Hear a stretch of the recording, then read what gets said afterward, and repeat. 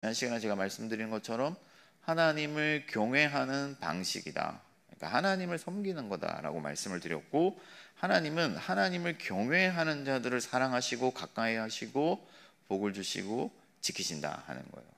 그래서 법도와 규례를 지키는 것이 하나님을 경외하는 것이고, 하나님을 경외하는 것이 사람의 본분이고, 그것이 생명의 길이다 하는 것이죠.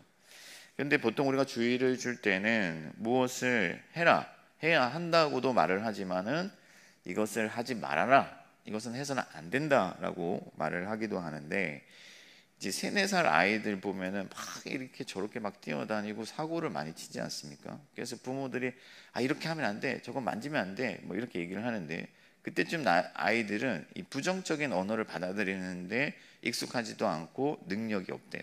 그래서 아이한테 하지 마라 하는 거는 효과가 없는 거죠. 대신에 이럴 때는 이렇게 해야 된다, 이건 이렇게 하면 좋아 라고 얘기를 해줘야 되는데, 그럼에도 불구하고 부모님들은 어떻게 얘기합니까? 그래서 안 돼 이렇게 얘기를 하잖아요. 자주 얘기하죠. 하지 말아라. 효과가 별로 없는데도 계속 하게 되는 거죠. 왜 그러냐면은 부모들이 생각할 때는 그것이 즉각적이고 빠르게 효과적이라고 생각을 하기 때문이에요. 사실은 어른들한테는 이거 하지 말라 하는 게 더 효과적이죠. 이래서는 안 된다 하는 게. 그래서 모세도 규례와 법도를 지키기 위해서 우리가 하지 말아야 할 것에 대해서 말씀을 하는데, 크게 3가지가 오늘 등장을 하고 있습니다. 첫 번째는 하나님을 결코 잊지 말아라 하는 거예요. 하나님을 잊지 말라. 12절 말씀에 보면 너는 조심하여 너를 애굽 땅 종되었던 집에서 인도하여 내신 여호와를 잊지 말라. 그러니까 주의하여서 하나님을 잊지 말아라. 여러분, 우리가 무엇을 자주 잃어버리는 사람이 있다면 그 사람은 뭔가 조심을 하게 될 거예요. 무슨 장치들을 하게 되겠죠. 저도 결혼하기 전에 20대 때 이미 건망증이 심해가지고 뭘 자주 잃어버렸어요. 특히 이제 차 키를 두고 올 때가 많았습니다. 그래서 차 키를 두고 오면 어떻게 됩니까? 차를 타고 가야 되는데 갈 수가 없죠. 심각한 어떤 그 문제가 생긴단 말이죠. 그래서 이 사무실에 그 차키를 두는 차키함도 만들어 두고, 그리고 어딘가 자리에서 일어날 때는 항상 내가 차키를 두고 오지 않았는지 찾는 그런 습관을 기르기도 했습니다. 이런 것처럼 우리가 뭔가 잃어버렸을 때 문제가 생기는 것에 대해서는 주의를 기울이게 돼 있다 하는 거예요. 마찬가지입니다. 여러분, 하나님을 잊어버린다면 우리는 심각한 위기에 직면하게 될 거예요. 그 결과는 우리가 상상하는 것 이상이 될 것입니다. 그래서 모세는 하나님을 잊지 말아라 하고, 오늘 읽은 우리가 본문 뒤쪽에 보면은 훗날에 자녀들이 너에게 묻거든 하나님의 구원에 대해서 가르치고 그 말씀에 순종하는 것이 생명의 길이라는 것을 가르쳐라. 그러니까 잊어버리지 말고 계속해서 그것을 가르치라고 말씀하고 있습니다. 여러분, 사실 하나님은 잊어서도 안 되고 잊을 수도 없는 분이죠. 왜 그렇습니까? 그 애굽에서 박해받고 있는 이스라엘 백성을 자기 능력으로 친히 구원하여서 그들을 이끌어내신 은혜의 하나님, 구원의 하나님이시기 때문에 그렇습니다. 하나님께서는 저와 여러분들을 사망 가운데서 건져서 생명으로 옮겨주신 분인 것을 믿으시기 바랍니다. 그럼 그 은혜를 우리가 결코 잊을 수가 없다는 거예요. 이 땅에 낳아주신 부모의 은혜, 그 생명 주신 그 부모의 은혜도 우리가 잊지 말라고 하는데, 영원한 형벌 가운데서 그 사망의 권세 아래서 우리를 구원하신 그 하나님의 은혜를 우리가 잊어서는 안 된다 하는 것이죠. 그리고 또한 하나님이 어떤 분이신지도 우리가 잊어서는 안 돼요. 하나님은 위대하시고 존엄하시고 거룩하시고 존귀하신 분이시기 때문에 우리가 하나님을 섬길 때는 매사에 주의를 기울여야 돼요. 우리가 여러분 조선시대에 예를 들어서 왕궁에 들어왔다고 생각을 해보세요. 왕궁에 들어왔다고 하면은 모든 것을 조심해야 되지 않겠습니까? 어딘가 함부로 하다가 목이 달아날 판인데 어떻게 우리가 그 조선시대 왕궁에서 함부로 날뛰겠어요? 우리가 하나님 앞에서 살아간다는 것은 늘 하나님 그분을 경외하고 주의를 기울이는 것이죠. 또한 하나님께서 신실하게 여러분들을 사랑하신다는 사실도 잊지 말아야 돼요. 우리가 살아가다 보면은요, 하나님이 계시지 않은 것 같은, 마치 우리가 버려진 것 같은 그런 상황에 직면하게 되는데, 그때도 하나님은 여전히 여러분들 곁에 계시고 여러분들을 사랑하신다는 사실을 믿으시기 바랍니다. 그것을 잊어버리면 우리는 절망하게 되고 염려하게 되고 근심하게 되고 그날부터 지옥을 살게 되는 것이죠. 그런 어떤 순간에도 하나님이 우리와 함께 계시고 우리를 사랑하신다는 그 사실, 그 신실하심을 잊지 않을 때 우리는 여전히 소망할 수 있고 기뻐할 수 있고 평안할 수가 있는 것이죠. 여러분, 시편 9편 17절을 보면 하나님을 잊어버린 모든 이방 나라들이 스올에 들어간다고 했습니다. 하나님을 잊어버리는 자들은 스올 가운데서 살 수밖에 없지만 하나님을 기억하는 자들은 늘 하나님의 은혜 가운데서 살게 되는 것이죠. 근데도 우리가 왜 하나님을 잊어버리는가? 오늘 우리가 읽은 10절 11절을 보면은 그들이 짓지 않은 큰 성읍을 차지하고 심지 않은 과실을 배불리 먹게 된다고 했습니다. 그러니까 별 노력을 기울이지 않고 하나님의 은혜로 그들이 잘 살게 되었을 때에, 그들이 배가 부를 때에 하나님을 딱 잊기가 좋다 하는 거예요. 여러분, 밖에 받은 초대 교회를 생각해 보십시오. 하나님을 잊어버릴 순간이 없어요. 늘 쫓기고 늘 핍박받고 늘 괴로운 삶 가운데서 하나님을 찾지 아니할 수가 없어요. 오늘 한국교회가 여러분 하나님을 왜 찾지 아니하느냐, 이제는 하나님이 없어도 살만한 그런 세상이 되었다 하는 거예요. 웬만하면 나라에서 다 채워주고 또 조금만 자기가 열심히 노력하면은 그래도 나름 먹고 살 수 있는 그런 세상 속에서 우리가 하나님을 잊어버리기가 너무 쉽다 하는 거예요. 그러나 범사에 하나님의 은혜와 능력과 신실하심을 잊지 아니하고 늘 기억하며 살아가는 저와 여러분들이 되기를 바랍니다. 모든 일이 잘 될 때, 평온할 때에도 하나님 그분의 은혜에 감사하고, 때로는 힘들고 어려운 상황 속에서 염려가 오고 불평이 생기더라도 하나님께 즉시로 나아가 하나님을 찾는 여러분들이 되시기를 바랍니다. 여러분, 우리가 하나님을 잊고 있다는 증거가 나타나요. 증상이 생겨요. 그게 뭐냐면 우리 마음 가운데 교만함이 들어온다든지, 혹은 우리 마음 가운데 불평과 염려가 생긴다든지, 이런 것들은 내가 하나님을 잊고 있다는 증거예요. 증상이에요. 그럴 때 즉시로 주의하여서 하나님을 찾고 하나님께로 나아가 하나님의 은혜와 능력을 의지하고, 그래서 하나님의 복을 받는 저와 여러분들 되기를 축복합니다. 두 번째, 우리가 하지 말아야 될 것은 뭐냐면 다른 신들을 따르지 않는 거예요. 14절 말씀에 보면 너희는 다른 신들 곧 내 사면에 있는 백성의 신들을 따르지 말라. 그러니까 다른 나라 사람들이, 이방 나라 사람들이 섬기고 있는 그런 신들이 좋아 보이니까 그런 신들을 섬기고 그런 신들의 길을 따라가지 말아라고 말씀하고 있는데, 그러면서 너희 하나님은 질투하는 하나님이시다. 여러분, 질투라고 하면은 우리가 별로 좋게 생각하지 않죠. 질투하는 사람 별로 좋아하지 않습니다. 그러나 하나님의 질투는 다르죠. 하나님의 질투는 하나님의 그분의 존엄을 나타내시는 그런 행위다. 무슨 말이냐면, 여러분, 제가 러시아 모스크바에 있을 때 주변에서 발레 공연을 보러 가라고 이런 권유를 많이 했어요. 한번 보면 그 매력에 빠져가지고 너무 좋다고 그런 권유를 많이 했는데 표 한 장에 40만 원씩 합니다. 근데 제가 뭐 목사 생활비도 빠듯한데 무슨 40만 원 주고 그런 데 가겠어요? 표를 한 장 사주면서 그러든지 이래야 되는데 그냥 계속 가래요. 근데 그래서 저는 본 적은 없지만은 거기 그런 데 참여하는 사람들은 그런 매력에 빠져 있죠.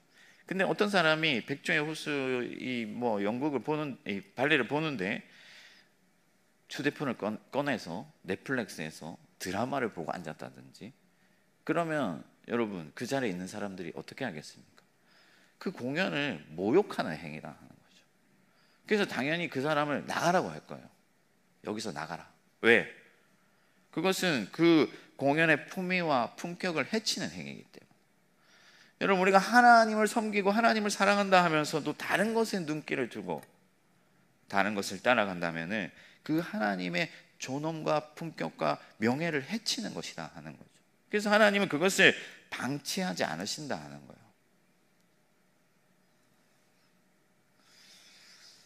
여러분, 하나님은 질투하심으로써 하나님의 하나님 되심을 보존하시는 분이시다. 여러분, 우리가 하나님을 섬긴다고 하면서도 왜 다른 신을 따르냐면 거기에 뭔가 더 매력적인 게 있어 보이기 때문에, 그것이 더 확실한 것 같고 거기에 더 효험이 있는 것 같아 보이니까 다른 신에 눈을 돌리는 거예요. 여러분, 우리가 드라마를 보다 보면요, 교회 권사라는 분들이 막 점을 보러 가고 그런 것들이 심심찮게 이 매체에서 노출되는데, 설마 그런 사람이 있겠는가, 저는 그런 생각을 했어요. 근데 어떤 목사님이 자기 교회에 실제 그런 일이 있었다고 하더라고요. 교회 권사인데 점을 보러 가, 자기 아들 혹은 남편에 대해서 어떻게 되겠는지. 마치 사울이 이 박수무당을 찾아간 것 같이 하나님보다 더 빠르고 더 확실한, 더 효험이 있는 것 같은 길을 찾아가게 된다 하는 것이죠. 그러니까 여러분, 세상에 오늘날 우리가 뭐 다른 미신을 따르는 것은 말할 것도 없고, 세상에서는 돈이라는 강력한 신이 있어요. 만몬 신이 있는 거죠. 그 돈이 더 확실한 것 같고 더 내게 매력적이고 더 나를 잘 살게 할 것 같으니까 돈이 요구하는 그 길을 따라가는 거예요. 돈이 우리에게 말을 합니다. 나를 가지고 싶으냐? 내가 요구하는 길을 쫓으라. 그러면 사람들이 그 길을 따라가는 거예요. 그래서 만몬신의 노예가 되어서, 종이 되어서 만몬이 시키는 대로 세상의 자본주의의 어떤 그 권력에, 그 시스템에 따라가면서 하나님을 버리게 되는 것이죠. 그러나 여러분, 광야 세대가 바알을 따랐을 때 그 세대가 다 죽임을 당했다는 사실을 기억해야 돼요. 사랑하는 성도 여러분, 우리가 따를 분은 오직 한 분 하나님 뿐이시요 우리의 생명의 목자 되신 예수 그리스도 뿐이신 것을 믿으시기 바랍니다. 하나님은 우리의 무한한 신뢰를 받으시기에 합당하시고 우리의 모든 인생과 우리의 모든 생명과 우리의 모든 삶의 시간들을 책임지실 수 있는 유일한 분이심을 믿어야 돼요. 하나님 외에는 우리를 지키실 수 있는 분이 없고, 하나님만이 가장 존귀하고 가장 영광스럽고 가장 위대하시고 가장 사랑받으실 만한 분이시다 하는 거예요. 그래서 여러분, 하나님보다 더 좋아 보이고 하나님보다 더 사랑할 만한 것이 보이거든 가감히 뿌리치고 즉시로 눈을 하나님께로 돌리는 저와 여러분들이 되기를 바랍니다. 제가 우리 디모데 대학부를 가르치는데요, 디모데가 자랑할 게 많지만은 제가 늘 감사하게 생각하는 것 중에 하나가, 시험 기간이 돼도 인원이 줄지를 않아요. 별로 안 놀라시는데 어떤 교회는요, 대학부가 시험 기간 되면 절반 가까이 줄어듭니다. 안 와요, 교회. 왜? 과제할 것도 많고 공부해야 되고. 거기서 살아남으려면, 거기서 뭔가 자기 위치를 확보하려면, 세상에서 좀 잘 나가려면, 더 월급 많이 주는 회사에 들어가려면 그렇게 해야 된다고 생각하는 거예요. 그러나 여러분, 하나님 보시기에 얼마나 가소롭겠습니까? 모든 인생이 하나님께 달렸는데, 나를 예배하면 하나님이 그 인생을 책임져 줄 것이고, 나를 섬기면 하나님께서 그를 붙들어 주실 것인데, 그거보다 더 확실한 방법이 있는 것 같아서 예배함을 게을리한다면은 그는 너무 미련한 짓이다 하는 것이죠. 하나님보다 더 믿을 만한 길이라 생각되고 더 유익하다, 더 사모할 만하다 싶은 것이 혹시라도 보인다면 과감히 내어버리고 하나님을 가까이 하는 것이 복이라는 시편 기자의 말씀을 늘 마음에 새기며 살아가는 저와 여러분 되기를 축복합니다.